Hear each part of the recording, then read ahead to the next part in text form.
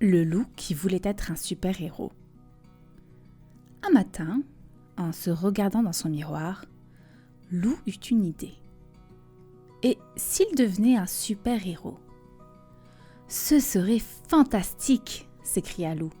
J'aurais un joli costume, je sauverais les gens, et tout le monde m'adorerait. Au fond de lui, Loup se disait aussi que sa louve chérie serait très fière de lui. Pour devenir un super-héros, il faut un super nom. Comment vais-je m'appeler? Spider-Loup? Non, je déteste les araignées. Bat-Loup? Super-Loup? Trop banal. Je sais, moi, je serai super extra fabuleux. Pour devenir un super-héros, il faut un super costume. Loup alla frapper chez Demoiselle Yeti. C'était une couturière hors pair. Bonjour Titi, la salua Loup.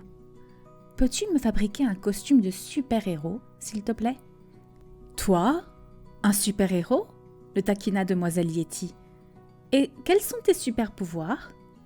Loup réfléchit un moment, puis il répondit. Je ferai tellement rire les méchants qu'ils ne pourront plus se battre, et je les vaincrai facilement. Demoiselle Yeti rigola si fort que la maison manqua s'écrouler.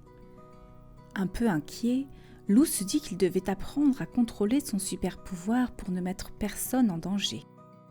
Tout en pleurant de rire, Demoiselle Yeti confectionna à Loup un costume super époustouflant, avec des ailes intégrées au cas où il aurait besoin de voler. « Avec toi, on ne sait jamais, » dit-elle. Avec son masque et sa cape assortie, Loup était vraiment super beau. Ainsi habillé, Loup partit se promener dans la forêt. Il avait hâte de voir l'effet qu'il ferait.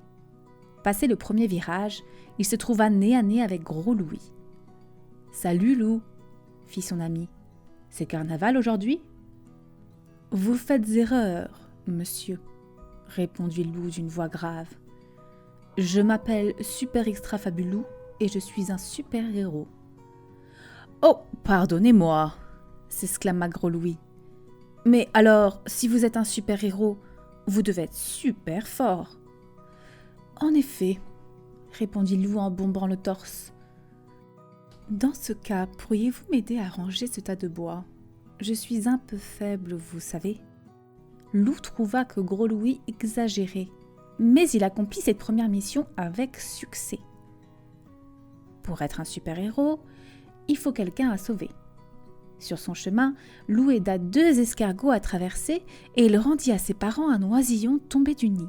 « Tout ceci est bien gentil, » se dit Loup, « mais il est temps de trouver une mission digne de moi. » C'est à cet instant précis qu'il entendit des cris.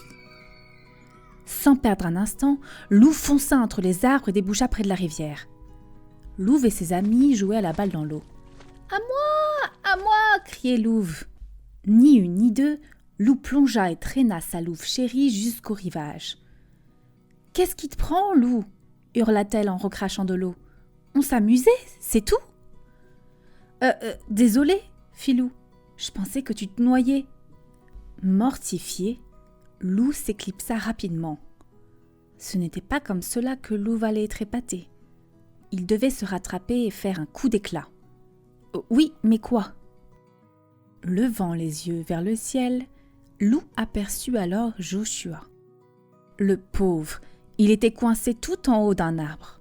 « Tiens bon, Joshua, j'arrive !» lui cria Loup. Loup s'élança à l'assaut de l'arbre, qui plia et patatras! Les 2 amis basculèrent dans le vide. Loup réussit à déplier ses ailes. Un peu trop tard, malheureusement. « Qu'est-ce qui t'a pris, Loup ?» soupira Joshua. « À cause de toi, ma nouvelle paire de jumelles est cassée. »« J'ai cru que tu étais en danger. Je voulais te sauver, » expliqua Loup. « Je suis super extra fabulou. »« Super relou, tu veux dire ?» ronchonna Joshua.